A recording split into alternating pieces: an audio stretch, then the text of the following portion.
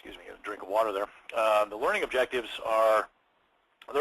basically say, this is what you should be able to do at this level of knowledge, at this level of capability, foundation or advanced. And the learning objectives are at 4 levels of increasing sophistication. So K1 is just be able to remember basic facts, techniques, standards, and so forth. Just remember what's in them. Remember that they're there, remember what they're for, remember what their content is, remember the definitions of terms. K2 is understanding. You need to be able to understand the facts, the techniques, the standards, and how they relate to each other. So this is a more sophisticated knowledge level, because simply parroting things back is K1, but then to be able to say, okay, well, this relates to this, and I understand what this means, you can identify examples of this concept in action, that's K2. K3 is application of the facts, techniques, and standards to various projects. So if I say, apply boundary value analysis to designing tests for this web-based application, then you should be able to do that. You should be able to do that at the foundation level, and you should also, even more importantly and more thoroughly, be able to do that at the advanced test analyst level, because that's something that you're expected to, that's a concept you're expected to be able to apply. Now, K4, analysis. Analyze facts, analyze techniques, analyze standards, and adapt or select them for your project. So do a risk analysis. Analyze the risks on a particular application or project. And, oops, pardon me. That's some kind of glitch there with the screen advancing. Sorry about that. So analysis, analyze risks, analyze a given situation, decide what needs to be tested, how much, and so forth. Now, for the advanced exams, the entire advanced syllabus is covered at the K1 level. So you need to be familiar with the entire syllabus, even though you're not necessarily going to have other specific learning objectives on particular chapters. You need to be aware of it. So every test analyst needs to be aware of the concepts of test management that are discussed in the Advanced Test Manager sections, chapters of the syllabus. And each module, test manager, test analyst, and technical test analyst has its own set of K2, K3, and K4 learning objectives defined against each chapter. In some cases, there are no learning objectives defined for particular sections or of a chapter, or even entire chapters on a particular module. So, for example, the test manager has no learning objectives defined against Chapter 4, the test design chapter. The test analyst has learning objectives defined against Chapter 3, but they really only relate to Section 9 and maybe I think also Section 10, which have to do with risk-based testing. So it's very, very different. And they're almost, test manager learning objectives are almost completely non-overlapping with the test analyst and technical test analyst learning objectives. There's, I think, 3 learning objectives total in common across test analysts and test managers. So they're very different, whereas the test analyst and the technical test analysts are sort of different flavors of the same kind of perspective. Okay, now when you come to take an advanced exam, because you want to know what you're expecting, and the lower level learning objectives, the K1 and K2s, these are covered implicitly within higher level questions. So, this is very different than the foundation. So those of you who take the foundation, you're like, oh, it was easy, just remember some terminology and remember some concepts. And, there are a few application questions that are related to test design and bug reporting, but it's not a huge part of the exam. The K3s, the application questions, are not a huge part of the foundation exam. The advanced level is just totally turned on its head. The advanced exams are very much focused on the K3s, the application, and the K4s, the analysis.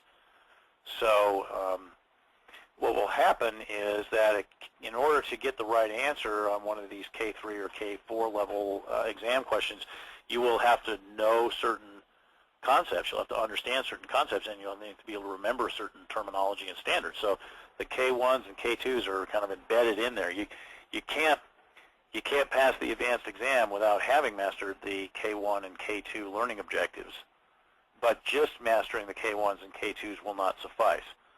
At the foundation level, you could maybe get away with not being able to apply all of the different K3 level learning objectives defined as long as you had a really solid grasp of the concepts and the terminology and so forth, but that won't work at the advanced level. You really need to apply yourself.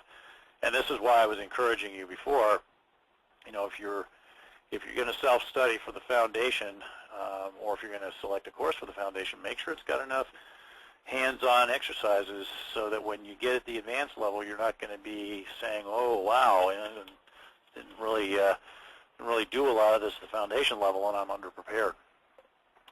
A lot of the exam questions also will consider a scenario. So the scenario might be something like, you know, assume that you are a test manager managing testing of a new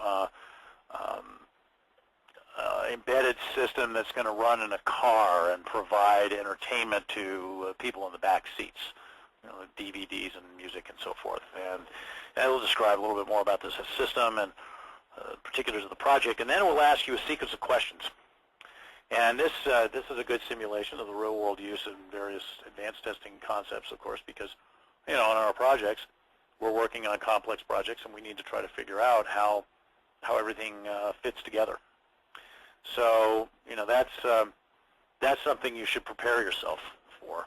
And of course, when you're taking in one of these exams and you're looking at a question like that, it's very important that you understand the entire scenario before you try to answer the question. Because if you launch into answering the questions that are based on the scenario, and you get the scenario wrong, you're confused about what the scenario means. Well, guess what? You're going to miss all of those questions.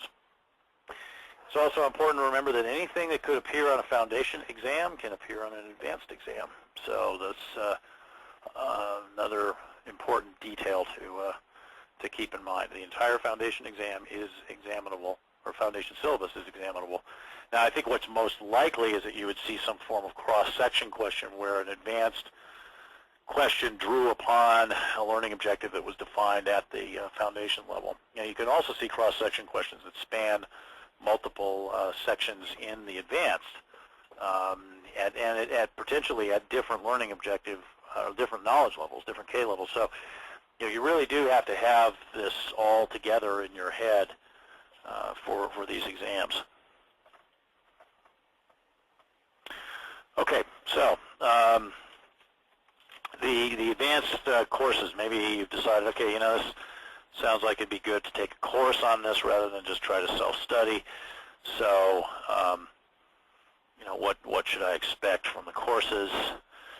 Now, any course, any accredited course, must cover all the learning objectives that are defined for that module. And as we've seen, there are a number of learning objectives defined. Test manager, test analyst, technical test analyst. That was on a previous slide. I gave you that breakdown by the numbers. And it's important to remember that in the case of the test manager, very much these are almost entirely non-overlapping with the test analyst or the technical test analyst. They're different sets of learning objectives. Now, the test analyst and technical test analysts are very, very similar. The total amount of training for any given module must be at least 5 days for a live instructor-led course. It can be longer. I'm not aware of any examples of it being longer. Now, for e-learning delivery, of course, it's potentially going to stretch out over a period of weeks. So, for example, our advanced test manager course is 5 days long, but our e-learning version of that same course, if you work through all the exercises and all the sample exam questions, mock exams, and so forth, will probably take you more than the equivalent amount of time. A 5-day course is about 30 hours, 30 to 35 hours of total classroom time, and I would expect that if you really went through and did everything that's included in our e-learning course, that you'd probably be spending more like 40 to 45 hours or longer on that. And people don't tend to just sit and do e-learning courses continuously. So what ends up happening is that we give people 3 months access to the system, and But we typically find that people